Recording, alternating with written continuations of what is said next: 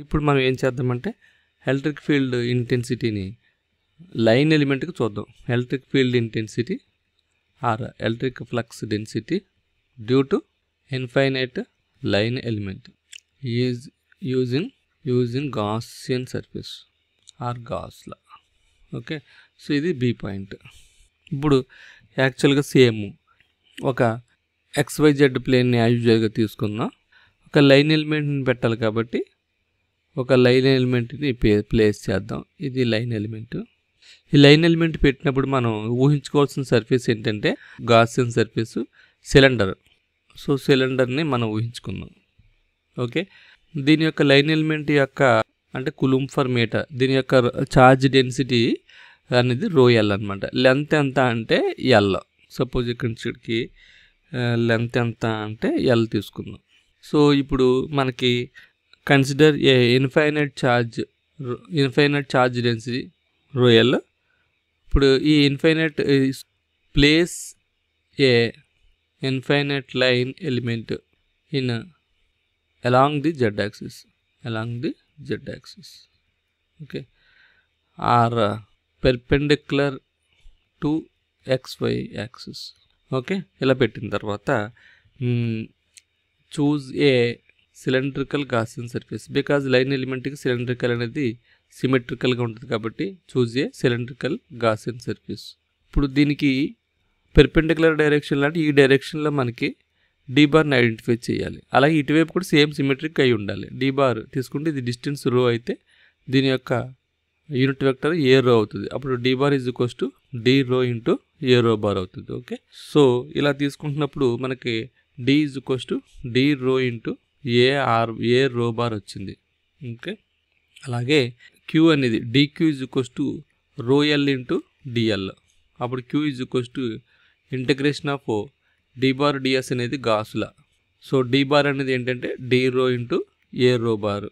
DS ఏంటి అని అంటే DS ఎలిమెంట్. సపోజ్ ఈ గాసియన్ సర్ఫేస్ ఇలా తీసుకుంటున్నాం కాబట్టి దీని యొక్క సర్ఫేస్ ఎలిమెంట్ ఇలా తీసుకుంటున్నప్పుడు ఏమవుతుందని అంటే DS అనేది ఏమవుతుందంటే ఇది రో D5 DS.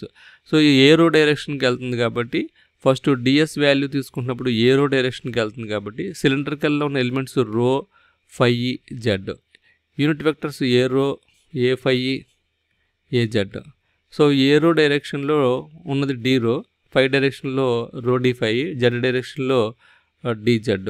ఓకే, సో ఏ రో డైరెక్షన్కి వెళ్తుంది కాబట్టి ఇది తప్ప మిగతా తీసుకోవాలి కాబట్టి DS ఎలిమెంట్స్కి ఉన్న వాల్యూస్ ఏంటంటే DS ఈజ్ ఈక్వల్స్ టు రో D5 DZ.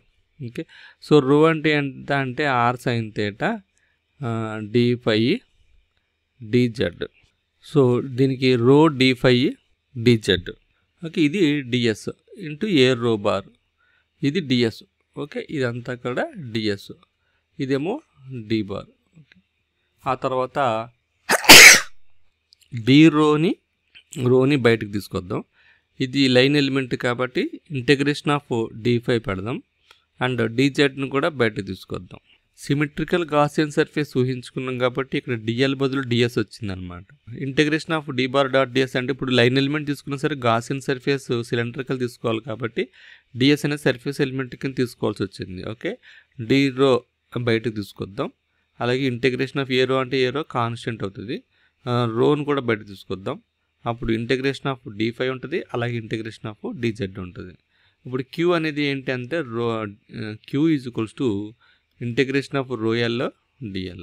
Okay, so integration of ρL into DL అనేది ఇటువైపు ఈక్వేట్ చేద్దాం. Q is equals to integration of ρL DLని ఇటువైపు ఈక్వేట్ చేద్దాం. సో ρLని కాన్స్టెంట్ తెస్తే ఇంటిగ్రేషన్ ఆఫ్ DL అంటే 0 to L అనేది లిమిట్స్ అనమాట. సో 0 to L లిమిట్స్ పెడదాం. D rho into integration of D5 అంటే 0 to 2π కాబట్టి దీని వాల్యూ 2π అవుతుంది. ఇంటిగ్రేషన్ ఆఫ్ DZ అంటే Z వస్తుంది కాబట్టి దీని లిమిట్స్ Z కూడా 0 to L కాబట్టి దీన్ని Z అంటే L-0 L వచ్చేస్తుంది. సో దీన్ని D రో ఇంటూ 2π ρL కింద తీసుకోవచ్చు.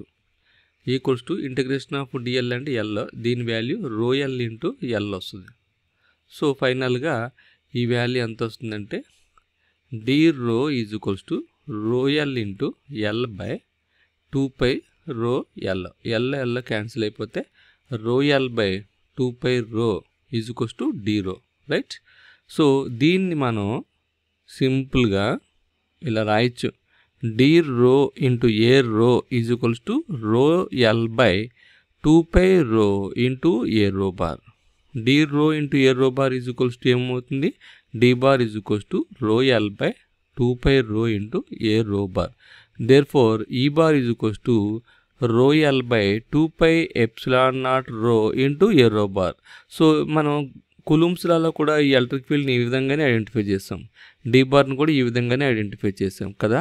సేమ్ అదే ప్రాసెస్లో గాసియన్ సర్ఫేస్ ఉపయోగించి కూడా సింప్లిఫైడ్గా మనం ఇప్పుడు సేమ్ అదే విధంగా సాల్వ్ చేస్తాం. బట్ ఇక్కడ స్టెప్స్ తక్కువ ఉన్నాయి, అక్కడ స్టెప్స్ ఎక్కువ ఉన్నాయి. సో ఇది ఈజీ అనమాట.